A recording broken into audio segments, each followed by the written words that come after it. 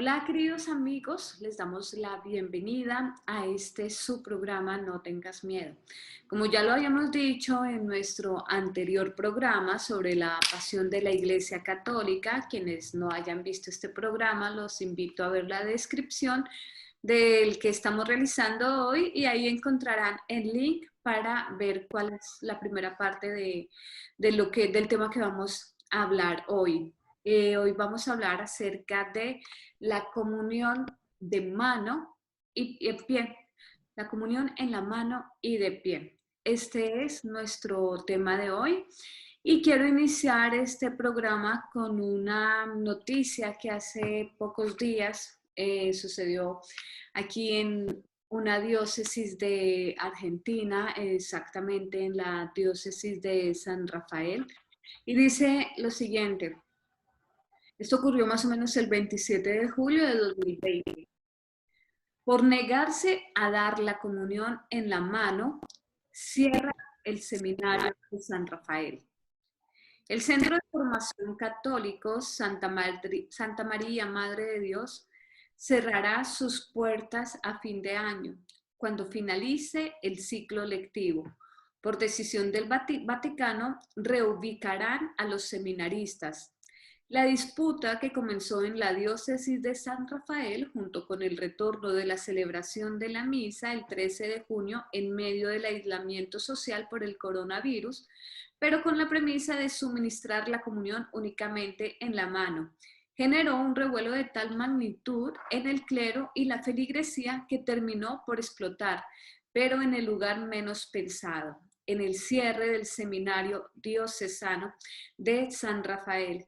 Esta noticia es súper triste, teniendo en cuenta que este era uno de los pocos seminarios que existían en Argentina en donde realmente se promovía una sana doctrina.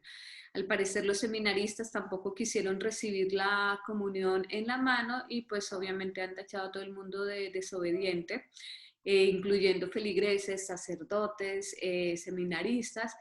Y también hace pocos días un sacerdote recomendó recibir la comunión, pero pues más o menos como con un corporal, en un pañuelito y que después fuera lavado con agua bendita y tampoco lo quiso aceptar el obispo, dijo que tenían que obedecer y recibir la comunión exactamente en la mano, o sea, como si esto fuera la mayor palabra y como si esto fuera una forma de darle gloria a Dios. Y pues hoy en No Tengan Miedo vamos a hablarles acerca de esto, de lo que realmente representa el recibir la comunión en la mano. Vamos a darle la bienvenida a Mauricio Osaeta. Ustedes ya saben, Mauricio es investigador de profecías bíblicas y marianas. Gracias, Mauricio, por estar aquí una vez más en este programa No Tengas Miedo.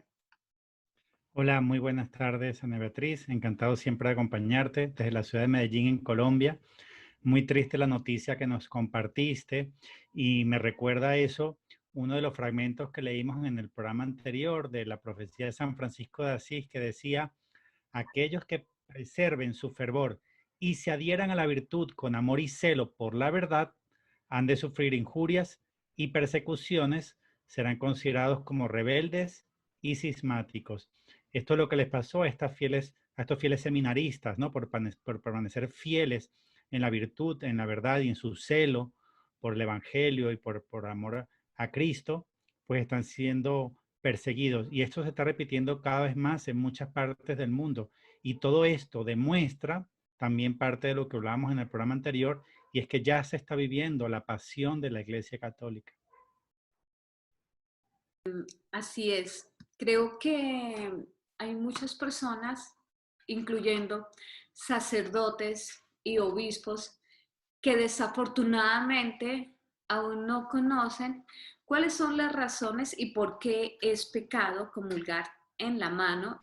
Primero que quiero aclarar es que comulgar en la mano sí es un pecado, es un sacrilegio, está advertido en muchas profecías privadas, pero lo vamos a demostrar también bíblicamente.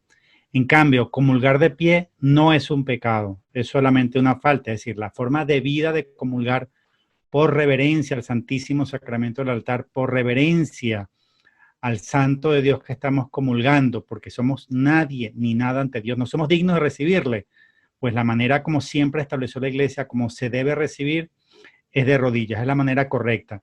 Sin embargo, si un sacerdote te dice que te pares para comulgar, tú ahí puedes obedecer y puedes comulgar de pie, porque comulgar de pie no es un pecado. Además, tú ya te arrodillaste, o sea, tú ya hiciste tu deber en cuanto a que intentaste recibir al Señor de rodillas. No es pecado comulgar de pie. Solo digo, la debida forma de hacerlo, como lo dijo la iglesia por 2000 años, es de rodillas. Ahora, comulgar en la mano sí es un pecado, es un sacrilegio y se demuestra verdaderamente, se puede demostrar bíblicamente y también lo ha establecido la iglesia por muchísimo tiempo. Voy a dejar para más adelante, en otra de las preguntas que vienen, cuáles son los documentos de la iglesia en los que se ha manejado el tema de la comunión en la mano y tal. Es una pregunta posterior, pero en esta pregunta, contestándote puntualmente, ¿por qué comulgar es un pecado y cómo lo podemos demostrar?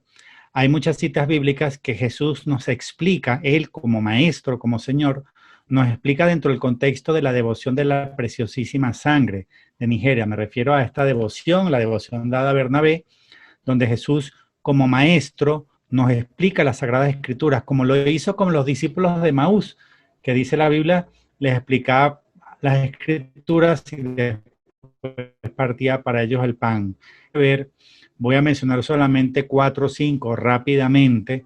Por ejemplo, en los primeros 7 versículos del libro de los Números, capítulo 18, se ve cuáles eran las cosas que solo podían hacer los sacerdotes, como Aarón y sus hijos, y que estaban prohibidas para los laicos, so pena de muerte. O sea, no podían acercarse al altar, tocar los objetos sagrados, no podían participar del culto como si fuera un sacerdote. No, habían cosas que los laicos no podían hacer so pena de muerte. Números 18, versículos 1 al 7.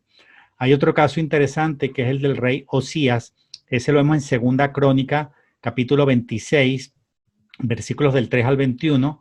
Este rey Osías en realidad fue un rey que fue bastante bueno, cumplía los mandamientos, no era idólatra, o sea, era un rey de corazón grato a los ojos de Dios. Dios le dio muchas victorias y le dio prosperidad.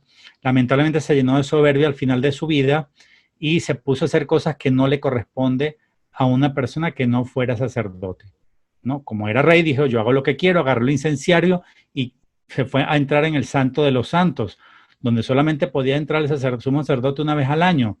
Pero como él dijo, yo soy rey, yo hago lo que yo quiero, y se fue detrás de él el sumo sacerdote, que se llamaba Azarías, y otros 80 sacerdotes detrás de él diciéndole, no, rey, no haga eso.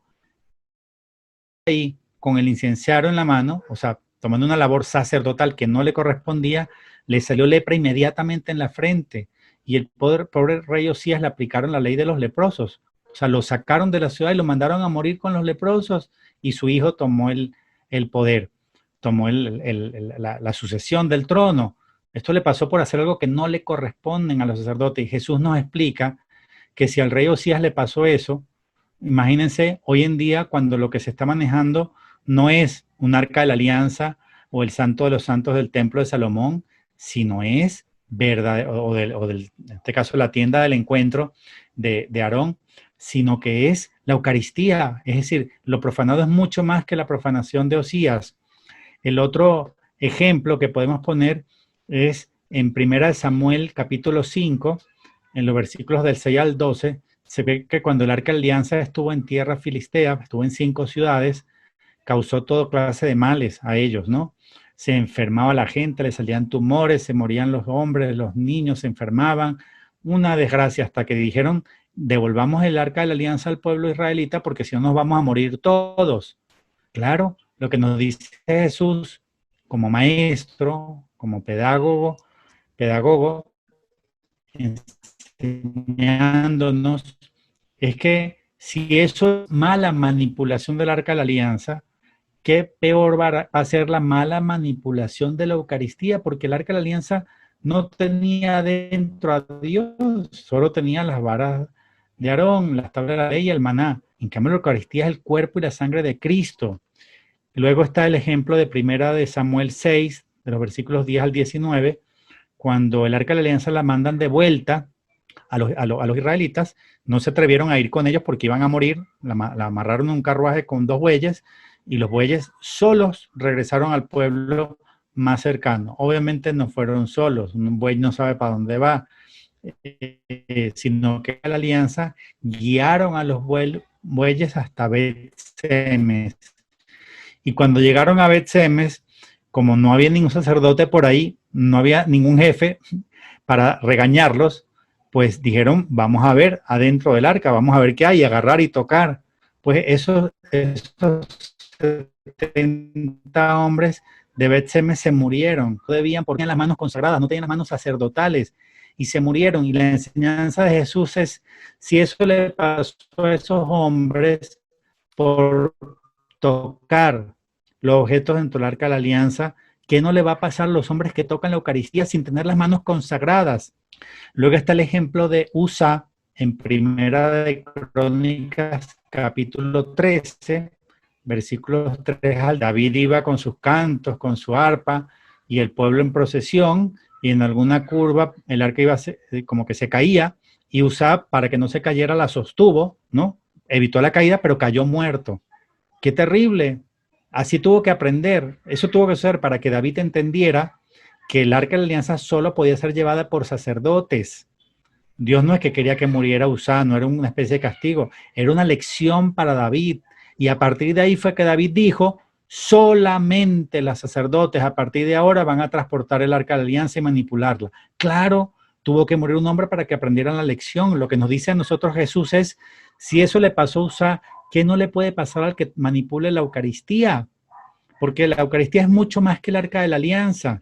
Entonces, estos ejemplos los pongo, Ana Beatriz, para decir que bíblicamente se puede demostrar que la Eucaristía, que es mucho más que el arca de la alianza, no podemos manipularla con las manos consagradas. Ya después te voy a hacer un compendio, un resumen de todos los concilios y sínodos que se promulgaron, que se pronunciaron en contra de la comunión en la mano. Y también citas de santos, ¿no? Como Santo Tomás de Aquino y otros. O sea, la iglesia ya se ha pronunciado claramente por 2000 años, no se puede tocar la comunión con la mano. Es claro, y sí es un pecado, es una profanación. Hay otras profecías privadas que lo demuestran en las mismas revelaciones de Jesús, en los mensajes de la devoción de la preciosísima sangre, cuando Jesús le dice por qué está en agonía, a qué se debe su agonía, su sufrimiento, por qué lo ve así sufriendo, sudando, sangrando y llorando, le dice las razones, y una de ellas es por manipular de manera indebida la Eucaristía,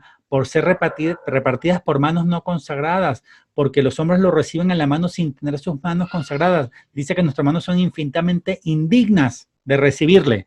Y claro, hoy nos ha mentido el cuento, el modernismo nos metió el cuento de que sí podemos agarrarlo a las manos, de que sí hay gente que lo puede distribuir sin tener las manos consagradas. Son inventos modernistas, son inventos metidos por enemigos dentro de la iglesia, pero la respuesta es, en resumen, no es pecado comulgar de pie, pero sí es pecado tocar a Cristo con las manos. Es una profanación eucarística, es un sacrificio.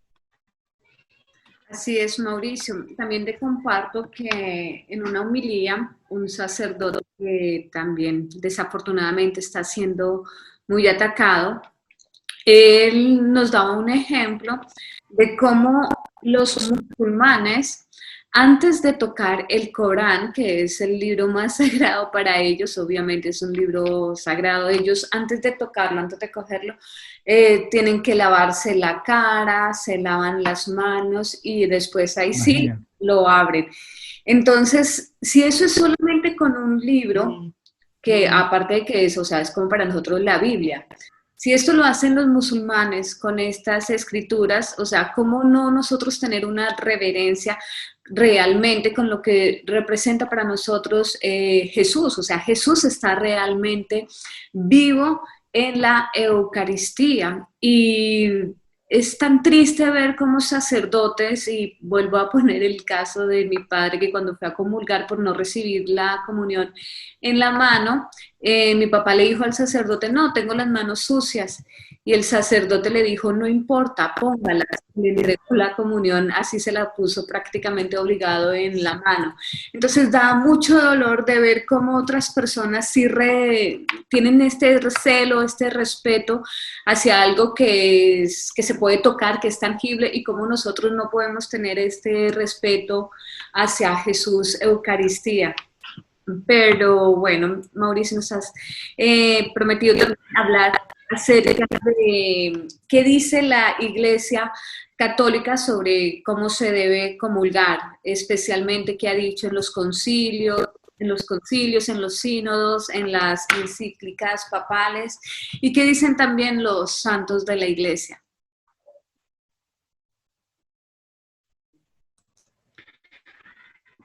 Sí, entonces antes de entrar en los concilios que hablaron al respecto, quería comentar que hay muchas personas que pues por no invertir suficiente tiempo en leer la Biblia y el Antiguo Testamento, no saben, por ejemplo, que en el Antiguo Testamento, en Números, Levítico, Éxodo, Deuteronomio, hay muchas cosas importantes que nos demuestran que las cosas de la Iglesia Católica no son inventos de católicos. Todo lo que es, por ejemplo, las vestiduras sagradas, la unción sacerdotal, la consagración de sacerdote, las manos consagradas, eso está todo en la Biblia. O sea, la Iglesia Católica lo que hizo fue llevar a plenitud en Cristo lo que ya estaba en la ley mosaica. Por ejemplo, Ana Beatriz, en Levítico 16, del 32 al 33, se habla de las manos consagradas del sacerdote y se habla de la unción sacerdotal. Es decir, los protestantes también, que nos atacan mucho, no saben que en la Biblia está la consagración de las manos sacerdotes. La unción sacerdotal también está en Éxodo 40, del 1 al 16. Es importante estudiar la Biblia para entender que lo de las manos consagradas es algo que estaba en la Biblia desde el Antiguo Testamento y que es lo que lleva su plenitud en el sacramento del orden sacerdotal. Hay un mensaje importante de la presión de sangre donde la Santísima Virgen María nos explica esto importante que voy a decir. Para que Jesús haya podido encarnarse en el mundo, hacía falta un vientre purísimo y virginal, el vientre de la Santísima Virgen María. Si no hubiera visto ese vientre inmaculado, no hubiera podido encarnarse el Hijo de Dios. Entonces ahí Dios Padre manda el Espíritu Santo, que obra el mayor de los milagros, que es la encarnación del Hijo de Dios en el vientre inmaculado de María. Lo que explica esta revelación, mira qué interesante, Ana Beatriz, es que eso ocurre en la Santa Misa. Ocurre exactamente lo mismo. Dios Padre manda el Espíritu Santo y a través de las manos consagradas del sacerdote se encarna el Hijo de Dios en ese pedazo de pan. ¿Sabes qué representa las manos sacerdotales en la consagración de la Santa Misa? Representa el vientre de la Santísima Virgen María. O sea, el vientre inmaculado de María está representando en las manos inmaculadas del sacerdote. Él puede ser un pecador y él puede estar inclusive en pecado mortal y puede consagrar. ¿Por qué?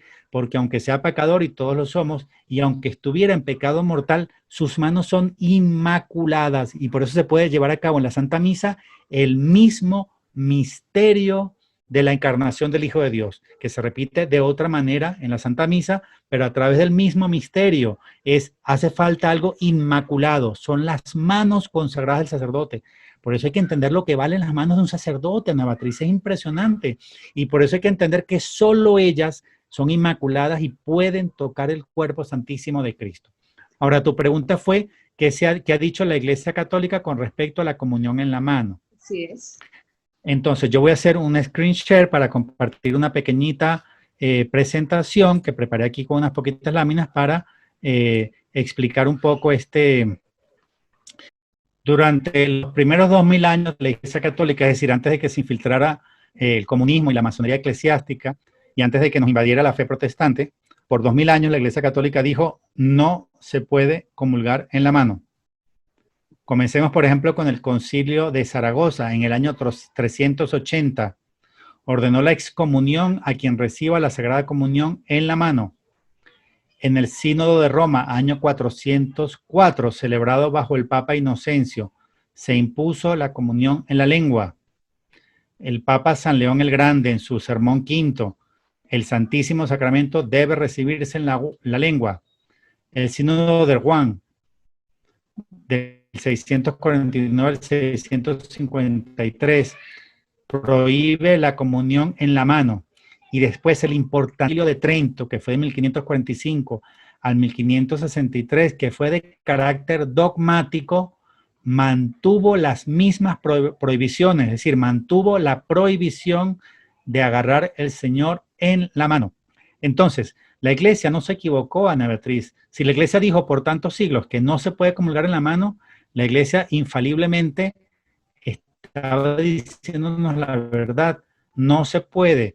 Inclusive hay mucha gente hoy que repite, porque hoy en día se repiten mucho las cosas como loros sin validar, o porque otro la dijo, porque le leí un mensaje de WhatsApp.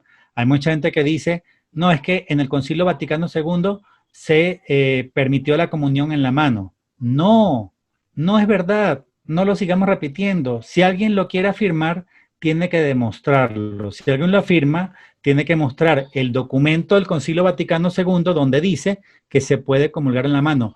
No existe. Hagan la investigación.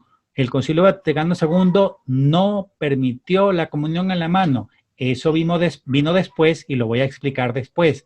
Entonces, en resumen, la iglesia unánimemente siempre dijo a Ana Beatriz, no se puede comulgar en la mano, solamente en la boca. Algunos santos se pronunciaron al respecto. Sí, yo solo voy a decir unos pocos, voy a mencionar solamente 3. Por ejemplo, en Dominice Sene, dijo San Juan Pablo II, el tocar las sagradas especies, su distribución con las propias manos, es un privilegio de ordenados. Y San Francisco de Asís, en la carta 29 o 29 a los fieles, dice, solo ellos, los sacerdotes, deben administrarlo y no otros. Y muy importante lo que dijo Santo Tomás de Aquino en la Suma Teologal, ¿no? Dice así un fragmento, vamos a ver si lo logro poner. Dice, la distribución del cuerpo de Cristo pertenece al sacerdote por 3 razones. Primero, porque él consagra in persona Christi. Pero así como Cristo consagró su cuerpo en la cena, también él lo dio a otros para que participaran de él. Consecuentemente, así como la consagración del cuerpo de Cristo pertenece al sacerdote, del mismo modo su distribución también le corresponde a él. En segundo lugar, porque el sacerdote es el intermediario establecido entre Dios y el pueblo, por lo cual, asimismo, como le pertenece ofrecer los dones del pueblo a Dios, también le pertenece a él dispensar al pueblo los dones consagrados. Y tercero, porque en virtud de la reverencia debida a este sacramento, nada lo toca sino las cosas consagradas. Por eso, para tocar este sacramento se consagran también el corporal, el cáliz, así como las manos del sacerdote. Eso es la Suma Teologal, volumen 3, capítulo 82. Entonces, ¿qué es lo que nos está diciendo Santo Tomás de Aquino?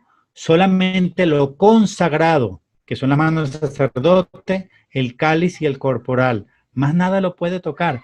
¿Cuándo están consagradas las manos del sacerdote?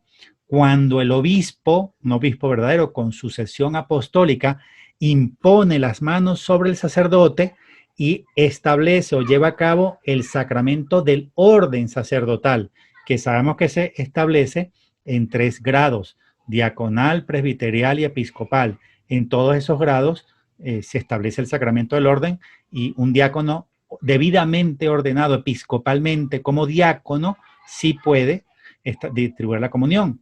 Obviamente el presbítero y obviamente el obispo. Pero aparte de ello, no, fue muy claro Santo Tomás de Aquino y él lo establece muy claro las razones del por qué no puede una persona no consagrada tocar el cuerpo de Cristo. El padre Carlos Cancelado decía justamente en una conferencia que a los sacerdotes les debería doler tanto que una persona tocara con sus manos, una persona no consagrada que tocara con sus manos a Jesús Eucaristía, les debería doler tanto como a un esposo le duele que le manoseen a su esposa, porque realmente la consagración es lo único que prácticamente digna a la persona de tocar a Jesús en la Eucaristía. Mauricio. Qué buen ejemplo, qué buen comentario, Ana Beatriz. Excelente aporte de este sacerdote. Es exactamente así. Así es. ¿Sirve entonces como alternativa, Mauricio, hacer la comunión espiritual? Porque O sea, es la situación de muchas personas en este momento, no solamente en Colombia, sino en todo el mundo, en donde prácticamente hay una orden que se dé la comunión solamente en la mano. Entonces, las personas no saben qué hacer, no saben si ir, pasar como, a comulgarle en la mano, recibirlo, o no pasar a comulgar y hacer una comunión espiritual, o también algunos sacerdotes recomiendan tener el corporal. ¿Tú qué nos recomiendas?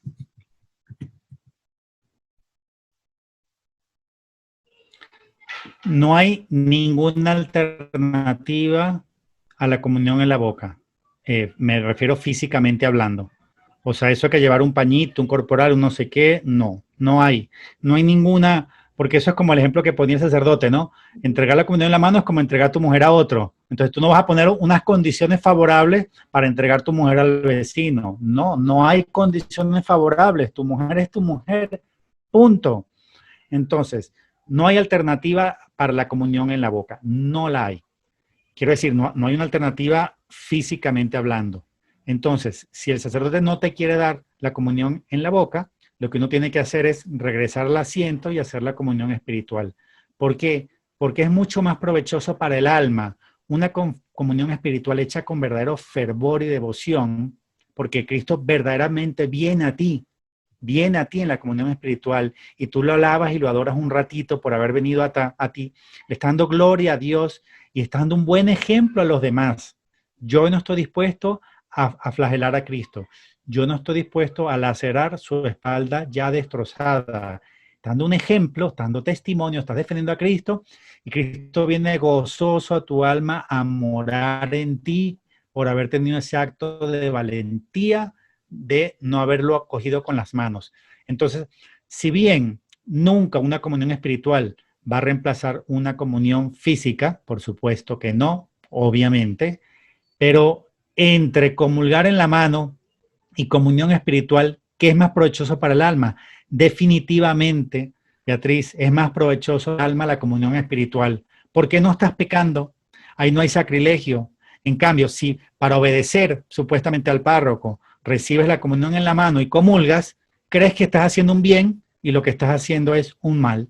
Estás haciendo daño a Cristo y te estás haciendo daño a ti mismo, ¿no? ¿De qué sirve que comulgues físicamente si primero le estás azotando a Cristo en su espalda? Esa comunión no va a ser provechosa para ti.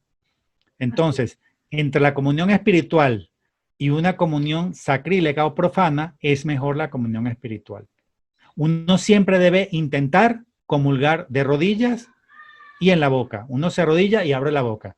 Si el sacerdote te dice párese, uno se puede parar y se la da en la boca. Pero si el sacerdote te dice ponga la mano porque no se la voy a dar en la boca, uno tiene que hacer un acto heroico de valentía. Se da la vuelta, regresa a su asiento, aunque tenga el alma rota, aunque tenga el corazón sangrando. Señor, voy a hacer la comunión espiritual. Ven al menos espiritualmente a mi alma y te voy a adorar en espíritu y verdad. Y creo que es una forma también en que nosotros podemos protestar. Y creería también que los sacerdotes, los obispos, al ver que nadie va a pasar a comulgar, sino que todo lo van a recibir espiritualmente, creo que van a tener que considerar esa opción de recibirla, de darla solamente en la mano, porque pues varios especialistas en el tema han hecho investigaciones y no hay ningún peligro en este momento con la pandemia de recibir a Jesús en la boca realmente. Entonces creo que esa no es la excusa. Mauricio, ¿qué consecuencias tiene comulgar en la mano para las personas que lo hacen y para la iglesia? Por supuesto, es mucho más peligroso. Las manos tienen más riesgo de contagio por cargar virus. Pero aparte de eso, qué importante que lo mencionas por lo siguiente. Pensar que una persona se puede contagiar de un virus por la comunión es haber perdido la fe, Ana Beatriz. Porque Cristo es la vida. Él es la resurrección y la vida. Cristo no puede traer la muerte porque Él es la vida. O sea, una ofensa horrorosa a Dios y es demostrar que se perdió la fe. Jesucristo, Él es la vida, Él es la resurrección y la vida. El que comulga solo puede recibir la vida. El que comulga obviamente en estado de gracia, no en pecado mortal. Pero el que comulga en estado de gracia está comiendo la vida, está alimentándose de la vida que es Cristo. ¿Cómo puede pensar una persona que la vida que es Cristo va a transmitir la muerte? Eso es, Ana Beatriz, haber perdido la fe. Así es, tienes totalmente la razón. Bueno, otra cosa que también quería aclarar y es que al no recibir a Jesús en la mano evitamos también que se cometan muchos sacrilegios. Creo que varias personas lo saben, que los satánicos, como ellos sí creen que Jesús está realmente vivo en la Eucaristía, ellos pagan hasta $300 por una hostia consagrada. Entonces en estos los estamos poniendo en bandeja de plata para que hagan cualquier cantidad de sacrilegios. Hay personas que ni la reciben, la meten al bolsillo y empiezan a repartir esto como si fuera una galletita y no, no es así. Para la iglesia, Mauricio, ¿qué consecuencias trae? Terrible, terrible, porque justamente la desacralización de la Eucaristía, darle cada vez menos importancia a la Eucaristía y perder la noción de que ahí está el Hijo de Dios verdaderamente presente, es lo que significa la pérdida de la fe de la Iglesia. O sea, hay un documento excelente del Papa Emérito Benedicto XVI que él hizo en relación a la crisis de los abusos sexuales de la Iglesia, un documento que yo recomiendo mucho que la gente lea. En ese documento él relaciona la desacralización de la Eucaristía y la pérdida de fe en la Eucaristía con la crisis de la Iglesia. Es decir, para la Iglesia, desacralizar la Eucaristía, o sea, perder el valor de la presencia real de Cristo en la Eucaristía, es la destrucción, es la pérdida de todo, es la pérdida de los cimientos, es minar las bases de la Iglesia. O sea, para la Iglesia es un desastre haciendo con la Eucaristía. No se puede manipular la Eucaristía como si fuera un pedazo de pan o una galleta. Eso tiene consecuencias y van a ser terribles. Las consecuencias son para el que comulga en la mano, porque está comulgando en pecado, pero también son para el sacerdote que le está impartiendo, porque está entregando a su Señor. En el programa anterior hablamos de los roles en la pasión de la iglesia. Pues el sacerdote que pone a todo el mundo a comulgar en la mano está siendo de verdugo y está enseñando al pueblo a pecar y él perdió la fe y está enseñando a la gente a perder la fe. Imagínate la responsabilidad que tiene un sacerdote que pone a los demás a comulgar en la mano y que entrega la comunión en la mano y que obliga a la comunión en la mano. Además está desobedeciendo a la iglesia, porque voy a continuación a demostrar que en la iglesia, según el Código de Derecho Canónico y según el documento titulado Redemptionis Sacramentum, no se puede obligar a la persona a comulgar en la mano. Es decir, la iglesia establece, siempre ha establecido, que el arco, me refiero a la iglesia posconciliar, tiene el derecho de pedir la comunión en la boca. No se puede exigir a la persona comulgar en la mano. Y hoy en día los sacerdotes lo están haciendo. Es un abuso de poder, es un abuso de autoridad. Las consecuencias son terribles. Ya las vamos a vivir, las vamos a sufrir todos. Parte de la pasión de la iglesia se debe a la profanación eucarística. Así es. Mauricio, ¿qué piensas de los ministros extraordinarios, que hoy en día son más ordinarios que extraordinarios? Bueno, entonces para responder esa pregunta voy a entrar de lleno entonces en lo que establece hoy en día la Iglesia Católica con respecto a los ministros extraordinarios y a la comunión en la mano. Para mostrar eso tengo que volver a compartir la pantalla, Ana Beatriz, porque tengo que mostrar un pequeño resumen que preparé al respecto. Dale. Y te pido que me avises, por favor, cuando puedas ver mi pantalla. Ok, ya la podemos ver. Ok, antes habíamos demostrado una recopilación de sínodos y concilios donde se dijo que no se puede comulgar en la mano. Entonces, ¿qué fue lo que pasó a Vaticano II? No se permite ni la comunión en la mano ni los ministros extraordinarios de la Eucaristía. Eso vino, lo que pasa es que el espíritu del concilio, que vino con el concilio, pues trajo todo este empuje modernista que hizo que hubiera una presión muy grande para los cambios. muchos cambios lamentablemente negativos. Entonces el concilio como tal no introdujo ningún cambio. El único cambio litúrgico que introdujo el Concilio Vaticano II fue que la misa se podía celebrar en lengua vernácula, ¿no? En lengua local, en lengua autóctona. ¿Cuándo comenzaron entonces los cambios verdaderamente? Comenzaron el primer documento que tiene la posibilidad como excepción de comulgar en la mano, se llama Memoriale Domini. Es un documento que efectivamente fue firmado por Pablo VI el 29 de mayo de 1969, pero había sido elaborado y previamente firmado por Annibale Bugnini. Annibale Bugnini, recordemos que es el mismo que es el autor de la Misa Novus Ordo. Es decir, Annibale Bugnini fue prefecto para la liturgia, ¿no? Fue el encargado para la reforma de la liturgia y fue el que creó la nueva misa como la conocemos hoy en día, la Misa Novus Ordo. Lamentablemente, se supo muy tarde que él era masón, estaba inscrito en el Gran Oriente de Italia, en la logia Goi, y de hecho estaba en la lista Pecorelli, ¿no?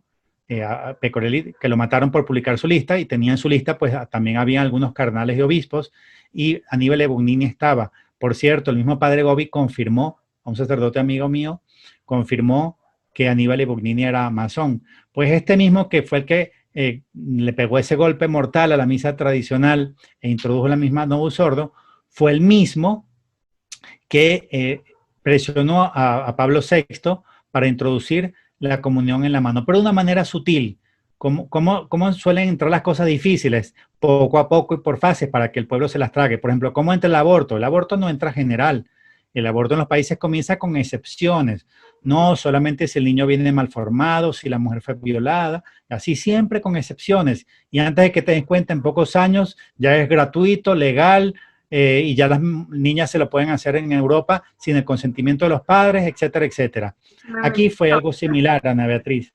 Entró poquito a poco y por fases. De hecho, en el documento Memoriale Domini no se permite la comunión en la mano como regla general, se rechaza la comunión en la mano, pero se dice al final, como excepción, que como en algunas partes del mundo ya se estaba tomando la comunión en la mano, pues que a eso no se les iba a prohibir, sino que se les iba a indicar la manera correcta de hacerlo. Pero como excepción dice que como regla general no se puede. Mira qué astuto es el demonio, qué astuto es. Porque lo que tenían que haber hecho en ese momento es decir, no se puede y punto. Las cosas de Dios son sí, sí, no, no. No son Paz, se acabó. Entonces, este documento, aunque niega la comunión en la mano, por primera vez introduce en la iglesia la posibilidad como excepción de que algunas conferencias episcopales en el mundo donde ya se tomaba la comunión en la mano, se les permitiese solamente a ellos. La presión continuó 3 años y pico más tarde, en el 29 de 1973, con la presión que había de otras conferencias episcopales, ¿no? de muchas diócesis y de muchos obispos del mundo, pues Pablo VI firma el documento Immense Caritatis, donde se instituye ya los ministros de la Eucaristía y se consolida la comunión en la mano. O sea, la comunión en la mano estaba como excepción en el 69, pero con el Immense Caritatis, la comunión ya entra como permitida en la mano, y también se introduce lo que es ministros extraordinarios de la Eucaristía, ¿no? Eso fue en el año 73. Después de 10 años ya con ministro extraordinario de la Eucaristía y con la comunión en la mano que introdujo Annibale Bugnini, no sé si convenciendo o torciéndole la mano a Pablo VI, pues ya después de 10 años de ese error, por así decir, de esa metida de pata, pues ya queda dentro del Código de Derecho Canónico, ¿no? Del actual, que es el del 25 de enero de 1983. Pero muy importante lo que voy a decir, Ana Beatriz, si tú lees el Código de Derecho Canónico, numeral 230, aparte 3, dice, donde lo aconseje la necesidad de la iglesia y no haya ministros. Es decir, es una situación excepcional. Ahí no dice que cualquiera en cualquier parte y porque sí. No, donde lo aconseje la necesidad y no haya ministros, donde no haya sacerdotes. Y mira lo que dice la nota asociada. La voy a leer porque es muy importante. Está en la parte de abajo de la presentación, de la lámina. Dice así la nota. El punto 3 o la parte 3 requiere para la licitud el caso de necesidad y la carencia de clérigos. Si no se dan conjuntamente ambas circunstancias, la intervención de los laicos constituye un acto gravemente ilícito. Con este punto que está en el Código de Derecho Canónico vigente actual, yo te puedo demostrar, Ana Beatriz, que lo que se hace hoy en día en las iglesias es gravemente ilícito, y no porque lo diga yo, sino porque lo establece el Código de Derecho Canónico, que dice que si no está la necesidad imperiosa y la carencia de clérigos, es un acto gravemente ilícito. Quiere decir que cuando el sacerdote está aquí dando la comunión y al mismo tiempo están unos ministros de Eucaristía dando la comunión por allá, es un acto gravemente ilícito, porque ahí no se da la condición que establece el Código de Derecho Canónico, que es la carencia de clérigos. Si ahí está el sacerdote, Ana Beatriz, yo he estado en misas donde el sacerdote se sienta, al momento de la comunión, se sienta y manda solamente a los ministros, o peor, a veces a los acólitos. ¿No ves que se está violando el Código de Derecho Canónico, que dice que es gravemente ilícito si no se dan las dos condiciones? Quiere decir que hoy en día no se está cumpliendo el Código de Derecho Canónico. Así que sí es nuestro deber, Ana Cecilia, y por eso te agradezco tanto el haber hecho este programa, para dar a entender a la gente que si tenemos que estudiar el Código de Derecho Canónico e informarnos bien, porque si no comenzamos a hacer actos gravemente ilícitos sin saberlo. Y termino esta lámina recordando que hay un documento importantísimo que se llama Redemptionis Sacramentum del Papa Juan Pablo II, y también por la persona encargada del tema de los sacramentos, que en ese momento se llamaba Francis Arinze, donde se establece las condiciones para la Eucaristía, y ahí se establecen tres cosas que hoy en día no se cumplen, Ana Beatriz, y qué bueno que me permitas en tu programa dejarlo bien claro. Según ese documento, Redemptionis Sacramentum, del 25 de marzo de 2004, no se puede negar los sacramentos a los fieles, hoy en día se le niegan. No se puede negar la comunión en la boca. Dice claramente que el fiel tiene el derecho de decidir si la quiere recibir en la boca, y no se le puede negar, dice el documento. Y lo tercero que dice es que no se le puede negar al fiel la comunión de rodillas si así la quiere recibir. Pues hoy en día este documento es casi como si lo hubieran tirado a la basura. Está violado de principio a fin, porque hoy en día se niegan los sacramentos, se niega la comunión en la boca y se niega la comunión de rodillas. Entonces la gente, por ignorancia, no está exigiendo sus derechos. Es un derecho que nos otorga la Iglesia, Ana Beatriz. Comulgar en la boca y de rodillas es un derecho que la Iglesia nos da. Exijámoslo entonces. Y los sacerdotes, que tampoco sean muchos preocupados por conocer el Código de Derecho Canónico y esta instrucción, Redemptionis Sacramentum, piensan que hacen bien negando la comunión en la boca o negándola de rodillas, cuando están infringiendo, están contraveniendo su Iglesia católica ante comprender, entender y dar a conocer estas cosas. Así es. ¿Qué podemos hacer entonces, Mauricio, nosotros como católicos, pues que obviamente estamos en contra de recibir la comunión en la mano? O sea, ¿hay otra forma de manifestarnos, obviamente, aparte de la comunión espiritual? Nosotros, y lo ato también a lo que decíamos en el programa anterior sobre la pasión de la Iglesia, es importante que entendamos que estamos viendo la pasión de la Iglesia y que tenemos que tomar un rol que nos lleve a la salvación, que nos lleve a la vida eterna y que nos lleve a sentirnos bien con Dios en el día de nuestro juicio particular o juicio final. Nosotros no podemos tomar un rol de verdugos, no podemos tomar el rol de los romanos. Cuando la gente hace la fila para comulgar en la mano, no se da cuenta que está haciendo la fila para azotar la espalda destrozada de Cristo y su madre retorciéndose de dolor. Hay profecías privadas, Ana Beatriz, donde muestran que cuando tú vas a comulgar de pie y en la mano, tu ángel de la guarda se queda llorando en tu puesto y te acompaña un demonio que va pegando brinquitos de alegría, de felicidad, diciendo, ahí va otro a agarrar a su Señor con sus manos infinitamente impuras e indignas.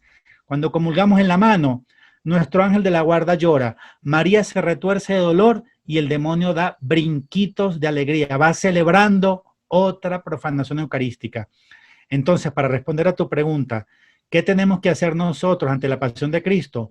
Tomar el rol de defensor de Cristo, de consolador de Cristo, tomar el rol de los que están dispuestos a sufrir la pasión y acompañarlo hasta los pies de la cruz.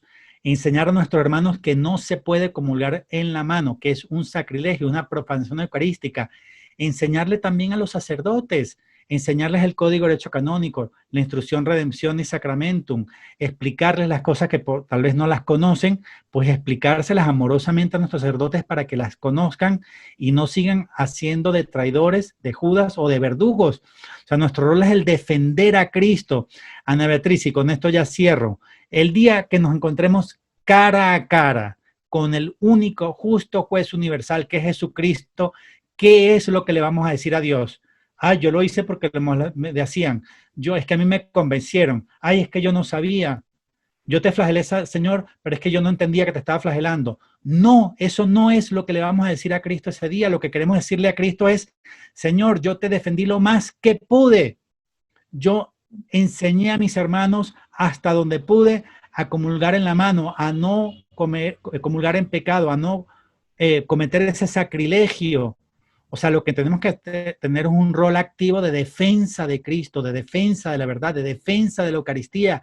Y así testimoniamos ante el mundo que tenemos fe que Cristo está verdaderamente presente en cuerpo, sangre, alma y divinidad, y que estamos dispuestos a todo por defenderlo. Así es, Mauri.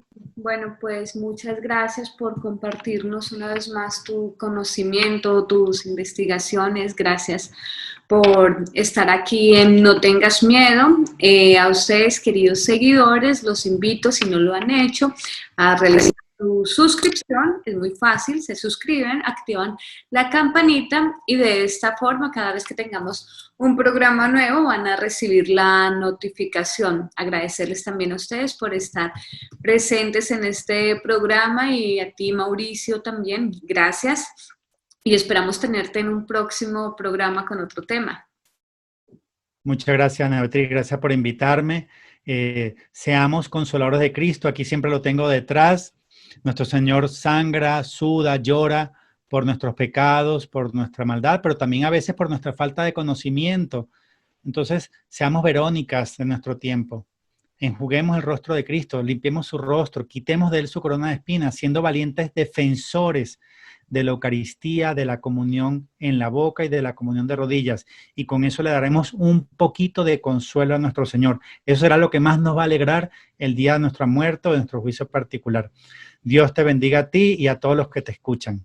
Amén. Muchas gracias. Gracias a todos y nos vemos en el siguiente programa. Que Dios los bendiga.